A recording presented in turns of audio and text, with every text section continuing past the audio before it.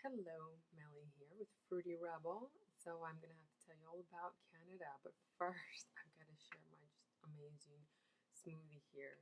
It's about 70 ounces of just juiced watermelon. Not even juice, just blended in a blender, and all the juice you see separating at the bottom, and I just mix it up and drink it. And I love watermelon. Watermelon loves me, so I eat about half a watermelon a day. Mm-hmm. I just can't get enough watermelon. But bananas are my favorite. I can eat them every day, and I do. Okay, so about Canada. Well, I got to take you through the beginning first and let you know what happened. Um, I trained for 50K, which was and I did it in April. It's about 31 miles. I highly enjoyed it. I had never run more than a marathon. Did a marathon once by itself, but you do the marathon at the end of the Ironman, and that kind of feels different in the mindset kind of a way. And when you run a marathon on its own, it's 26 miles. It's exhausting. It's a big task. However, when you do it at the end of an Ironman, you think, well, I just went 114 miles. What's 26 more? So your mindset is towards the finish.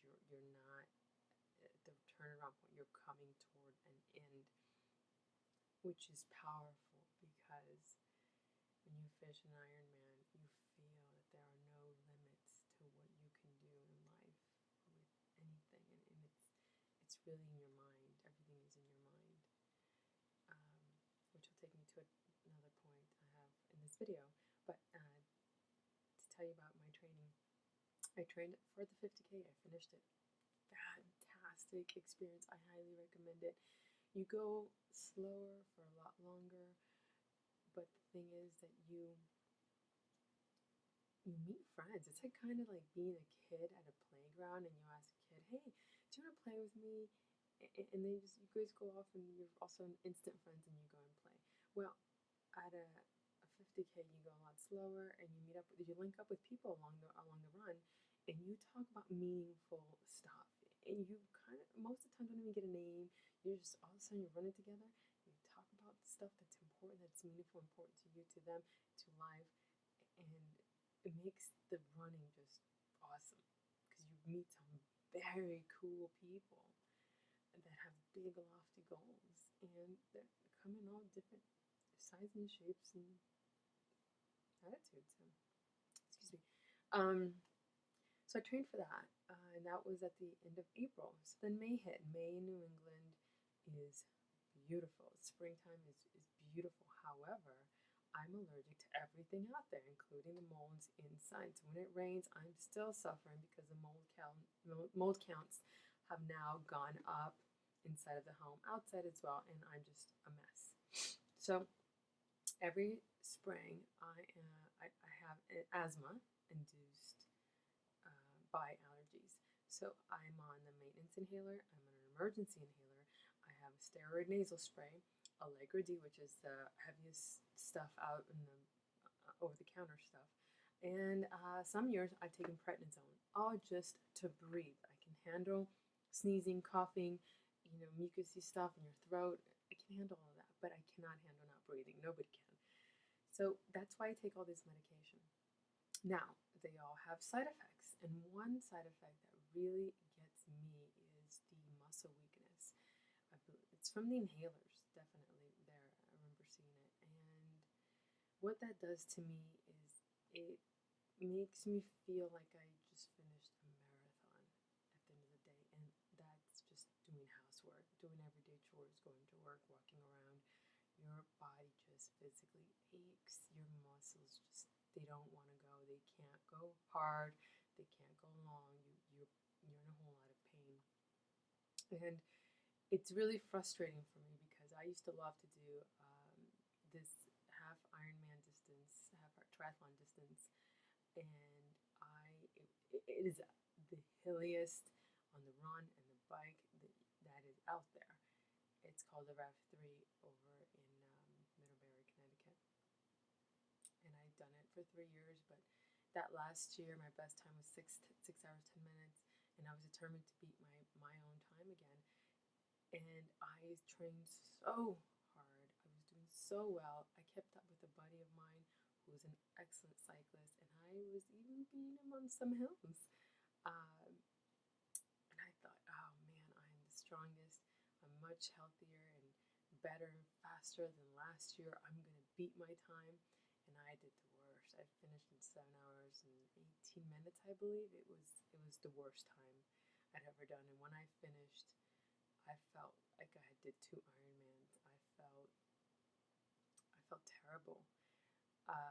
And twice on the run, people told my fiance and then the volunteers told me, "You're not even sweating." And I realized it. Well, I looked down and I was dry. I was not sweating at all. I did not sweat. My muscles ached the entire day, and I couldn't figure out why, what was wrong. Because a week ago, I was riding my bike and I was hauling ass and I was running and I was just feeling excellent, feeling really, really, really confident. And then it came to that, and that's when I looked up the side effects to all these medications I was taking, and sure enough, there it was, muscle weakness. But it wasn't the only one I had. I had more than half of them, and I decided I was not going to do this race anymore because I could not do it at the capacity that I needed to do it, and I knew that those allergies were going to hit me every single year. And part of my hopes with this diet is that I can overcome these allergies and maybe race that race again in the future. Who knows? We'll see. Um, so, needless to say, I did not train those 6 weeks while on medication, and it takes 2 months to get all these meds out of your system per my doctor. But he said because I was an athlete, they would get out of my system in about a month. Well, now we're into mid-July, and my Ironman race is mid-August. So I really never went on a long bike ride. I didn't do more than 2 hours on a bike. I didn't do more than a mile on the swim. I didn't run more than 10 miles, maybe. Yeah, 10 miles. I basically trained like for an Olympic distance, which is it's okay. I'll tell you guys. I've actually never done an Olympic distance, but it's point. I think it's a little under a mile of a swim. It's a 25-mile bike and a 6-mile run. That's basically what I trained for. And going into Ironman, I said to myself, you know, I can do this, right? I'll take all day. I will take all day. If it takes me all day, I'll do it. So that pressure came off of me in terms of time wise. I really had nothing to prove. I was very happy with the last time I did an Ironman with that time because I gave it my everything there. Um, so I decided I was just going to mosey on the bike and mosey on the run and get there when I get there, and I did. And I ate raw all day. Other than I took a stinger. I don't know if you guys know what that is, but it's like a wafer. I didn't look up the ingredients. I'm just gonna assume they didn't have meat. They don't give meat out in the course or any kind of meat products. So they give you cheese, things like that, because it does really do a number on your system. All triathletes, period, should not have any dairy, weeks leading to the race because it causes inflammation. So they're just not going to serve that on the course. So I was confident that it was something that I could eat. And on the bike, I was going up the biggest hill on the race course, and I'm on the lightest gear, and I even look down and see, oh my god, it's still heavy.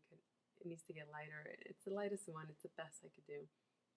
And I hit like a pothole and dropped my dates. I probably had six, 7 dates in there. I'm not sure, but I wasn't gonna go down this big hill to go pick up my dates. I was just gonna go with what they offered at the aid stations, which is water.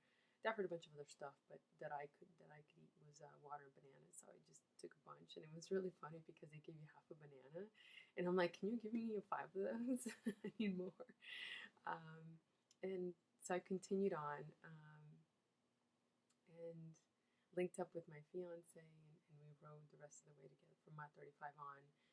And it was a hot day, and so I think he struggled with that. And he's, like I said, built like a linebacker, so his weight also works against him, which is another point I'll talk about later on in the video.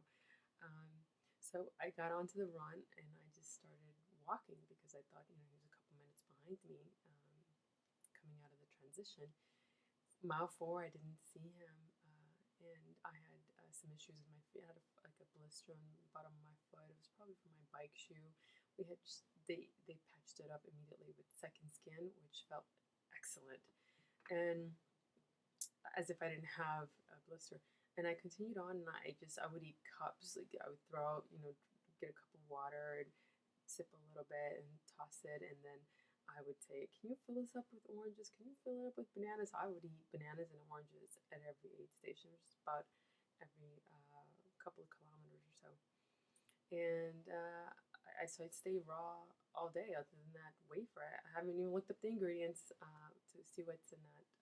But I ate raw the entire day, just water. I also consume salt tablets. They're really helpful with trying to keep hydrated, so you keep those cramps away as well, which I did because my legs burned all day, but I never cramped, which is my goal. I knew it was gonna hurt. I wanted to keep cramps away. That was my main thing. And so I saw my fiance at mile 4, and he was on the other side. There was like the turnaround point, and he was only a kilometer behind me. So I'm like, "Honey," I said, "I did all the math calculations in my head, and I'm walking around like this on my hands, doing math calculations." And I said, "You gotta run." I said, "We have to run. From where I'm standing, if we don't start running, we're not gonna make the midnight cutoff hour." And I walked an additional 4 miles, and I kept looking back, and I was walking slow because walkers were walking faster than me. And I didn't see him, didn't see him, didn't see him. And I had to make the hard choice of, I'm going to continue on for us. And one of us needs to get a medal, needs to get a finish, right? So I made a decision to now run at mile 8. And I ran, I believe, for about 6-7 miles, but about a 12-minute pace. And it was one of those things where, yeah, I could have run faster, but I wasn't sure how much my body had, so I really wanted to be on the safe side, and I didn't run so hard. And then I walked and I ran, and it got to the point where I'm just exhausted. And then 2 miles, I'm sorry, 2 hours, around 10 o'clock at night, I started to get severely nauseous, and I, to this day, don't understand why.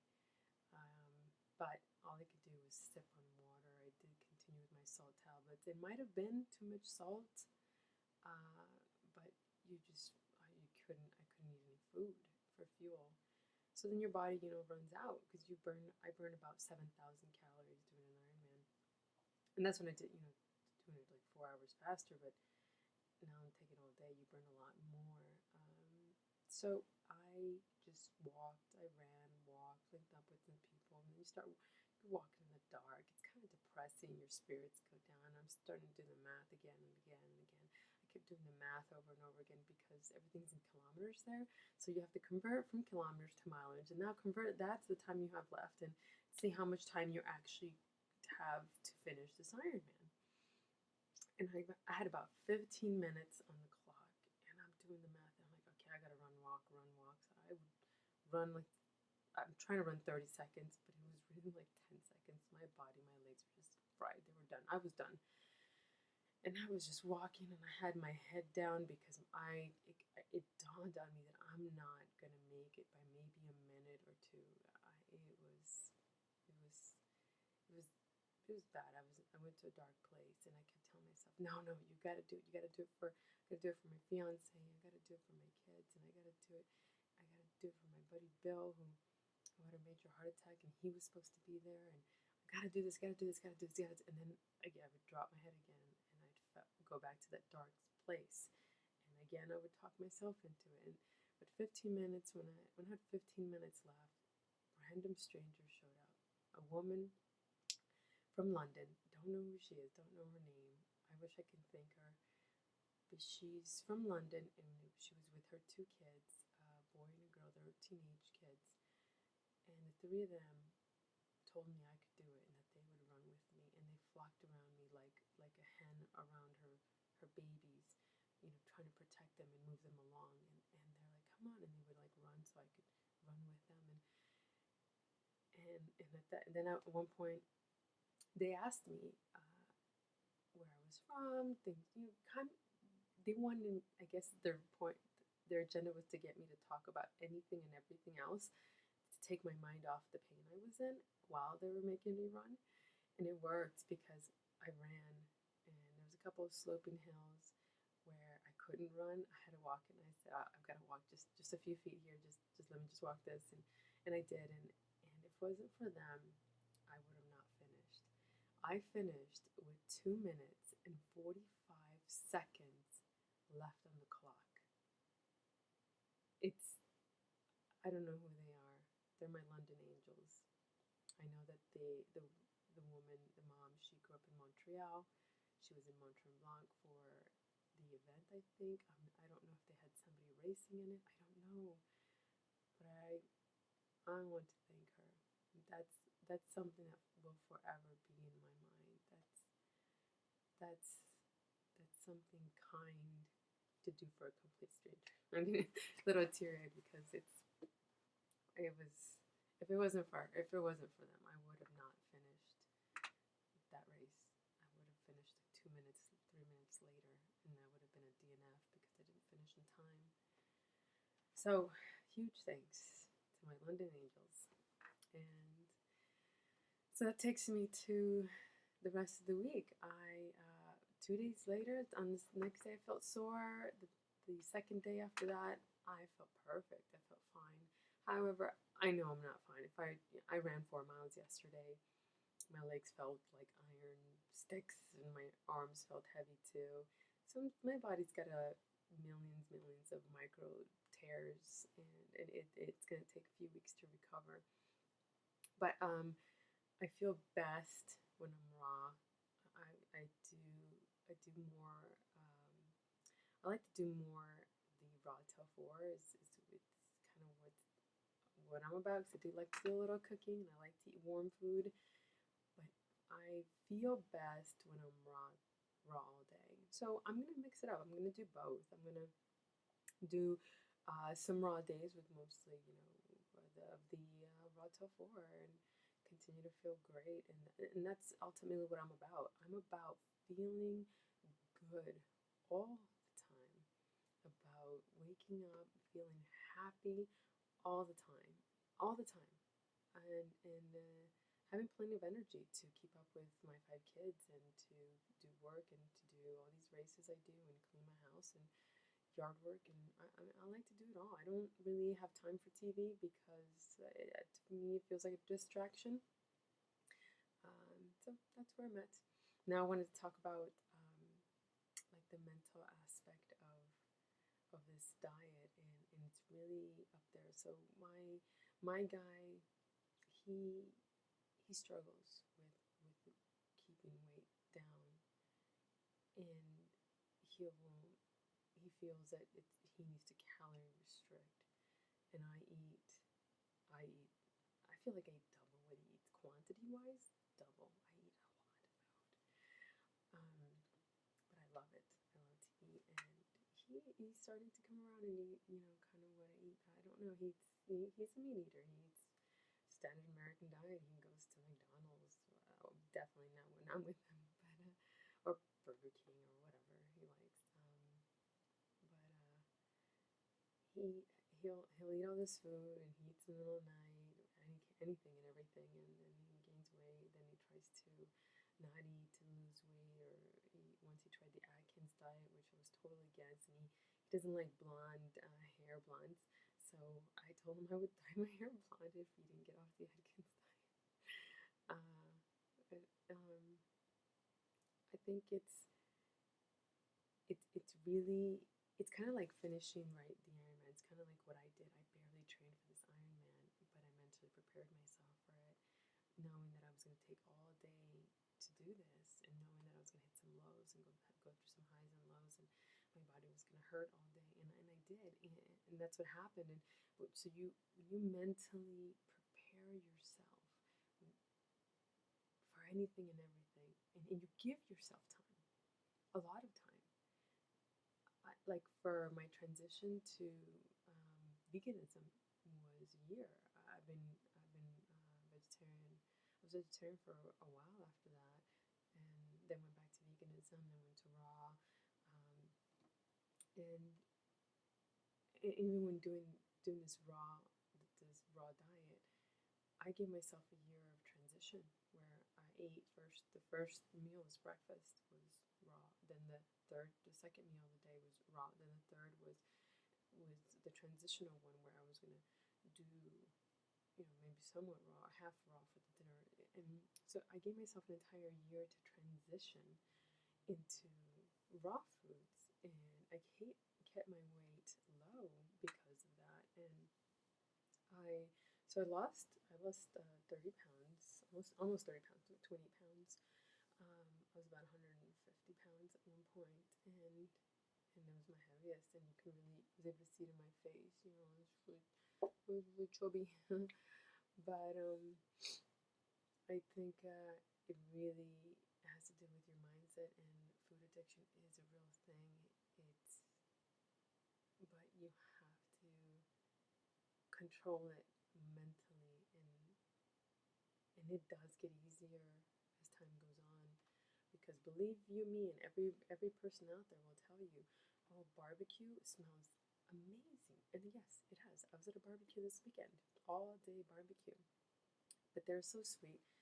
My soon-to-be in-laws, they got a package of portobello mushrooms for me, and corn, and can I tell you, I ate portobellos and corn up the wazoo, and it was amazing. And they're like, how come you don't eat meat? We don't get it.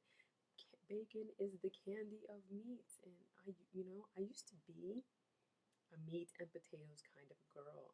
I would eat steak 3 times a week. I used to work at a steakhouse when I was 19. I had steak 3 times a week, and if I was working 5 days a week, I had steak 5 days a week. I liked it. I loved it. Medium rare, extra bloody, and mixed with my mashed potatoes, and I would eat that. And I just enjoyed it beyond belief, and I just have no desire to eat animals anymore. And they're like, well, why? I'm like, well, I want to feel good all the time. I don't want to deal with depression. I want to get up out of bed and feel good. I want to be happy every day. To me, that is more important than eating a piece of steak or a chicken. But then something else happens. Once you start asking questions about where your food comes from, you never stop, ever. I've been looking into this food industry, the way we massacre innocent lives, and who the hell are we to do that? To take lives, innocent lives, to torture any animal, any being. Who are we to do that? We're not. We're nobody. You know. So I don't want to be part of that suffering. I love feeling good that my energy is clean, and the energy of a piece of steak is not clean. It suffers. You can almost feel. You just. I don't want to be part of that. It's not. That's not what I'm about. Or not even just the meat. It's also the byproducts of that, where people say, oh, I just eat dairy. Well, dairy cows suffer the most, and then you're supporting the veal industry, the calves. Why would you want to be part of that torture? You don't. So my happiness is not being part of it and not contributing. So going back to the mental aspect of eating, it's really your own prisoner. Kind of like when I said, when you finish an Ironman, you feel like you can just do anything, anything, be anyone, do anything. Your power is in your mind. And when you know that, when you realize that, that in itself is powerful, and then you can start making changes. And you don't have to be anorexic or bulimic. And you don't have to be addicted to food. You can enjoy it to the fullest, and you can be happy to the fullest and enjoy life and everything it offers to the fullest. And look great at it too. You'll be thin because your body will reward you for that. And I don't know if you guys know, but a person who's fat is malnutritioned. That's why they're fat. Don't believe anything I say, ever. Look it up, Google it. Malnutrition. Fatness is a side effect of malnutrition. It's because your body is receiving all these calories. You give it, right, McDonald's, and a few hours later, or an hour later or so, you're hungry again. Well, because you gave it empty calories. So it's saying, I'm going to turn the hunger pangs back on so you can feed me some food. And you give it another McDonald's burger or another cheeseburger or fries, and guess what? You're just feeding it fat, and it's gonna have to process it and store it, but it really needs nutrition, proper nutrition, vitamins and minerals through hanging out in the sun 20 minutes a day, through all the fruit you eat is all your vitamins, and all your dark leafy greens are all your minerals. And when you feed it nutrition, when you feed your body what it needs, it will reward you with a thin body. It will reward you with feeling good, with keeping all diseases away. And that's what you want, right? That's what we all want, I think, ultimately, is to be happy, to feel enlightened, to feel good all the time. So think about it, not just say, oh, if I have this with this, then I'll eat right. No, no, it's really up here. Meditate, do some yoga, do some deep thinking, do whatever it is that you have to do to help yourself be the best version of yourself. Okay, guys, thank you. Hey, we'll talk later. Bye.